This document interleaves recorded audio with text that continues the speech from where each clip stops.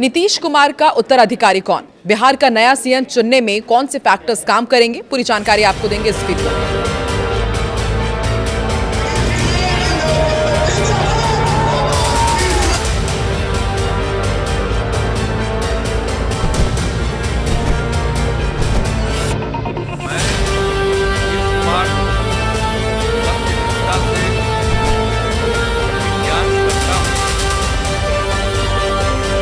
नमस्कार, मैं हूं आकांक्षा और आप देख रहे हैं न्यूज 18 का डिजिटल प्लेटफॉर्म।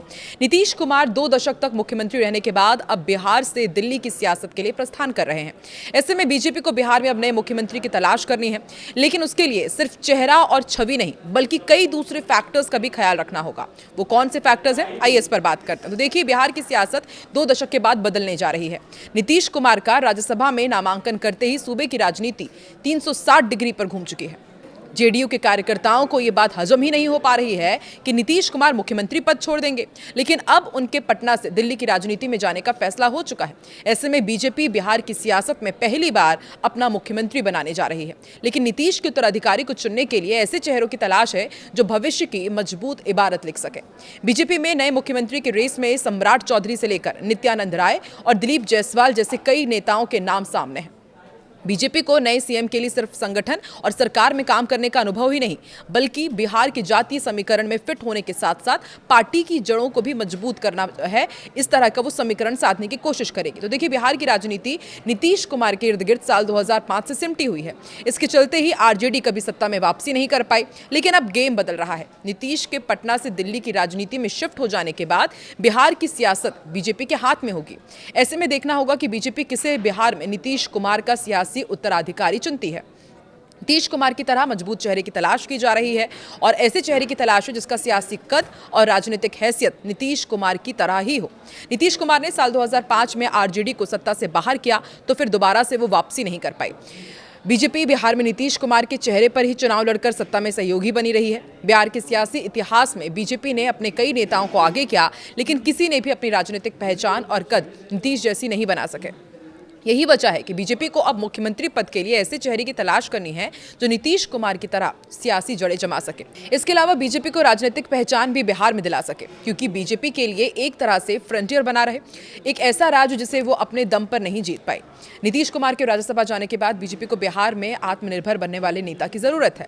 बिहार की कास्ट पॉलिटिक्स में वो फिट बैठ सके, ये भी एक इंपॉर्टेंट फैक्टर हो जाता है। देखिए, बिहार में हम जानते हैं कि जातीय समीकरण हमेशा अहम भूमिका निभाता रहा है। पिछड़ा, अति पिछड़ा, दलित और सवर्ण मतदाताओं का संतुलन चुनावी राजनीति में निर्णायक माना जाता है। बीजेपी की छवि एक सवर्ण पार्टी की रही है, जिसके चलते ओबीसी और अति पिछड़ी जाति के वोटों को साधने के लिए अभी तक बीजेपी नीतीश कुमार का सहारा लिया करती थी। अब जब बीजेपी को नीतीश कुमार के सियासी उत्तराधिकारी का चुनाव करना है, तो बिहार की जाति फैक्टर का भी ख्याल रखना होगा, जिसकी स्वीकार्यता सभी जातियों के बीच हो। अब ऐसे में बीजेपी के नए मुख्यमंत्री का चुनाव करने के लिए ऐसे नेता को उसे चुनना है जो बिहार की जाति फैक्टर में फिट बैठता हो। ओबीसी की संख्या सबसे ज्यादा है और फिर अति पिछड़ी जातियां। ओबीसी 30%, ईबीसी 35%, दलित 19% और सवर्ण जातियां 15% है। बिहार में ओबीसी और ईबीसी को मिलाकर 65% होता है। नीतीश कुमार के सहारे ओबीसी और ईबीसी दोनों को बीजेपी साधती रही है, लेकिन उनके सामने अब वैसे ही चेहरे की तलाश है। बिहार में अगड़ा बनाम पिछड़ा की राजनीति किसी से छिपी नहीं है। जेडीयू को साथ कर रखने वाले नेता की भी तलाश है बीजेपी को। नीतीश कुमार के राज्यसभा में जाने की खबर आने के बाद जेडीयू के कार्यकर्ता नाराज हैं। वो आरोप लगा रहे हैं कि बीजेपी ने उनके सीएम को हाईजैक कर लिया है। इतना ही नहीं, जेडीयू का सियासी आधार अति पिछड़ी जातियों से ज्यादा है। नीतीश के राज्यसभा जाने के खिलाफ ही यही तबका है। ऐसे में किसी ऐसे वैसे नेता को यदि सीएम बना दिया जाता है तो फिर बात बिगड़ सकती है। जेडीयू के नाराज नेता आरजेडी के खेमे में जा सकते हैं, जिससे बीजेपी के लिए आगे की राह मुश्किल हो जाएगी। सूबे की सियासी नब्ज को देखते हुए बीजेपी ने यह भी संकेत दिया है कि अगला मुख्यमंत्री चुनने में नीतीश कुमार की भूमिका अहम रहेगी। बीजेपी नीतीश कुमार के अति पिछड़ा वोट बैंक को खोना नहीं चाहेगी, इसलिए अगला मुख्यमंत्री कौन होगा, इस पर पूरा सोच विचार जरूरी है। बीजेपी को ऐसे चेहरे की तलाश है जो जेडीयू नेताओं को साथ कर रख सके। इसके साथ ही महिला वोटर्स को साधने वाले चेहरे की भी जरूरत है। बिहार में सत्ता का खेल बनाने और बिगाड़ने की ताकत महिलाएं रखती हैं। पिछले 2 चुनाव से हम ये देखते आए हैं। एनडीए की जीत और सत्ता की वापसी में सबसे बड़ा फैक्टर अगर कोई रहा है तो वो है महिला वोटर्स। बिहार में नीतीश कुमार ने शराबबंदी से लेकर तमाम ऐसी योजनाएं लाई जो पूरी तरह से महिलाओं पर केंद्रित रही है। महिला एक ऐसा वोट बैंक जो जाति और धर्म की राजनीति बाउंड्री को पार कर जाती है। यही बिहार में एनडीए की जीत का मंत्र रहा है। महिलाएं बिहार में नीतीश कुमार के चेहरे पर ही एनडीए को वोट देती रही हैं। इससे नीतीश कुमार ने बड़ी मेहनत और मशक्कत के साथ बनाया है। इन्हें जोड़े रखने के लिए बीजेपी को ऐसे नेता को मुख्यमंत्री बनाना होगा जो महिला वोटों को आसानी से साध कर रख सके। राज्य में महिला वोटों का समीकरण जिसमें सरकार बनाने में एक निर्णायक फैक्टर मानी जाती है, तो ऐसे में बीजेपी की बिहार में फ्यूचर की पॉलिटिक्स को भी साधना होगा। देखिए, बीजेपी पहली बार बिहार की सियासत में फ्रंट फुट पर होगी क्योंकि मुख्यमंत्री अब उसका अपना होगा। इस तरह से अब सरकार की उपलब्धि और नाकामी दोनों ही बीजेपी के खाते में जाएगी। अभी तक नीतीश कुमार के ऊपर वो मरती रही है। बीजेपी को अब ऐसे चेहरे की तलाश है जो गुजरात, मध्य प्रदेश, उत्तर प्रदेश की तरह पार्टी की सियासी जड़ों को जमा सके। बीजेपी बिहार में अपना सियासी आधार भी उसी तरह से खड़े करने की कवायद में है। ऐसे में उसे ऐसे चेहरे की तलाश है जो बीजेपी की फ्यूचर पॉलिटिक्स को भी धार दे सके।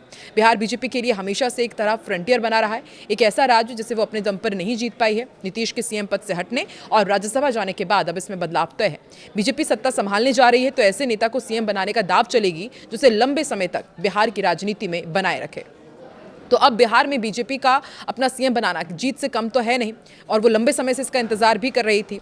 असली चुनौती साल 2030 में के बाद आएगी जब उसे एक मजबूत लीडर चुनना होगा, आगे लाना होगा। देखिए, सुशील मोदी के निधन हो जाने के बाद से बीजेपी के पास राज्य में कोई बड़ा चेहरा नहीं है।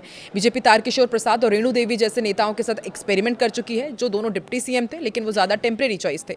2024 के बाद से ही सम्राट चौधरी के रूप में कुछ हद तक उन्हें मजबूत लीडर जरूर मिला है जो ओबीसी कुशवाहा सीट से आते हैं। ऐसे में बीजेपी अगर किसी कमजोर नेता को सीएम बनाती है तो पार्टी समय के साथ कमजोर हो जाएगी।